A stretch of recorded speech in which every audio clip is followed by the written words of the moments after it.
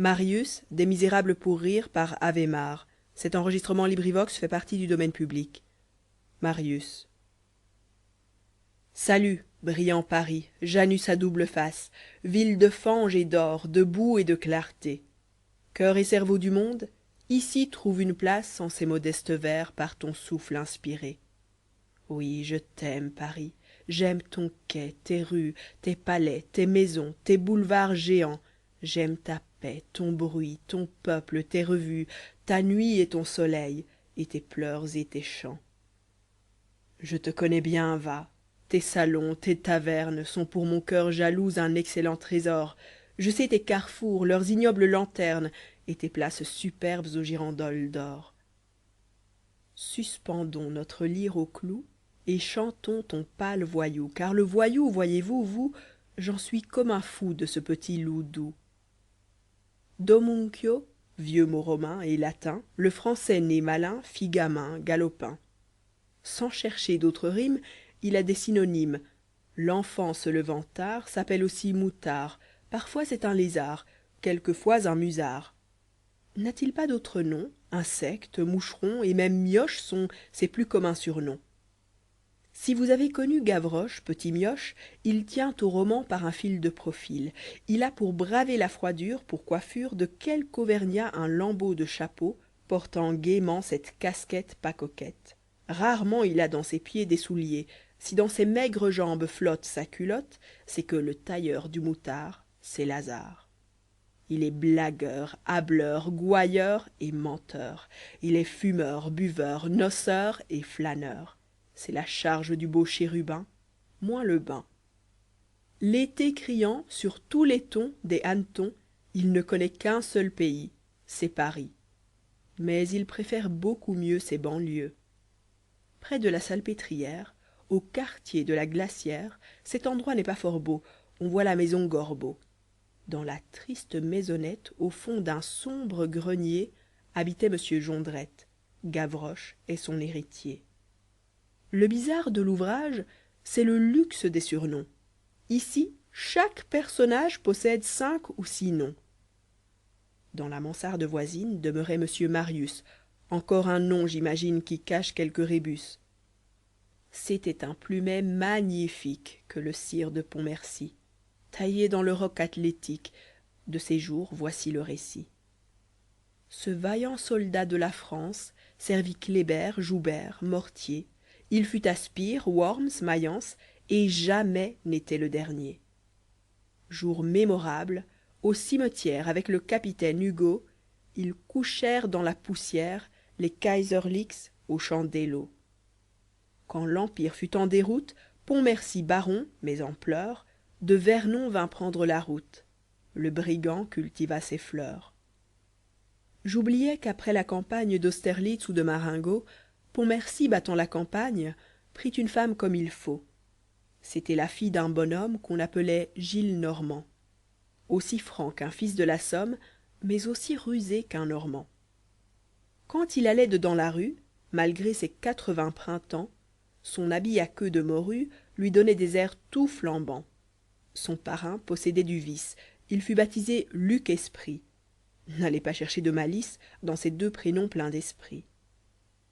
Pontmercy veuf se désespère. Pour cultiver ses grenadiers, laisse son fils à son beau-père qui détestoit les vieux troupiers. Mais un beau jour tout s'explique. À Gillenormand presque sot, son petit-fils Marius applique sur un roi de France un gros mot. Toi baron, mon cher, c'est un conte, s'écria l'aïeul courroucé. Je m'en vais te donner ton compte. Et Marius s'enfuit tout vexé. De l'a b c la compagnie, non pas celle des omnibus, avait une étrange manie de causer sur tout et bien plus. Elle avait certains sels attiques, des noms grecs, gascons, hongrois. On y parloit fort politique, et l'on y servoit du veau froid.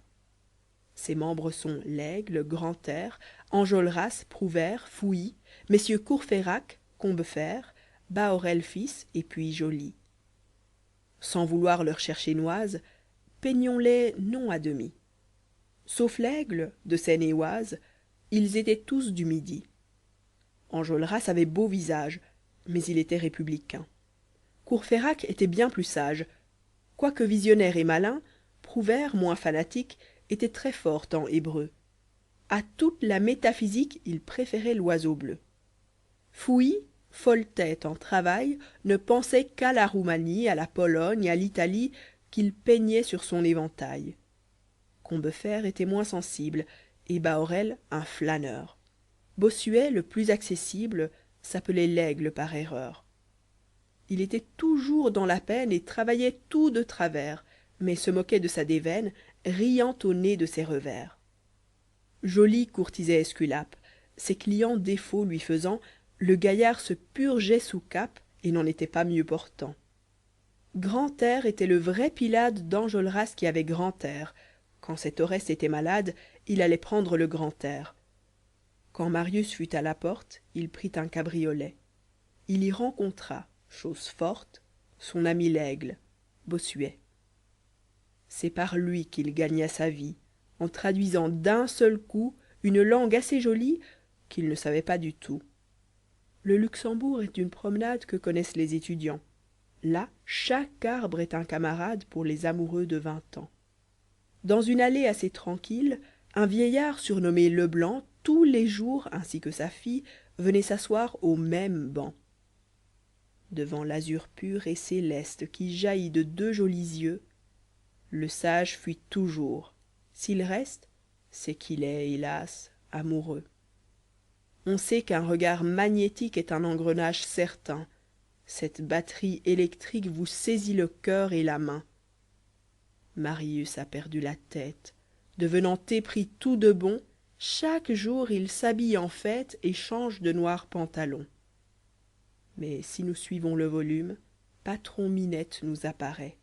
Avec l'encre noire, la plume doit tracer ce sombre portrait. Vite à Gueulemer faisons place. C'est un colosse de 6 pieds. Puis Babet, un ex-paillasse aussi dentiste in extremis. Claquesous était plus baroque, sombre, masqué, filant, filou. Cet artiste était ventriloque et toujours vivait dans son trou. Qui des 4 était le plus drôle? C'était Montparnasse, un gueux. Gandin, voyou, escarpe et drôle, raie au milieu de ses cheveux.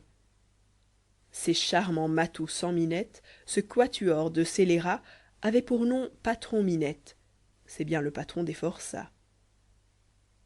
Le crocodile est un affreux lézard qui vit sur le Nil en Égypte.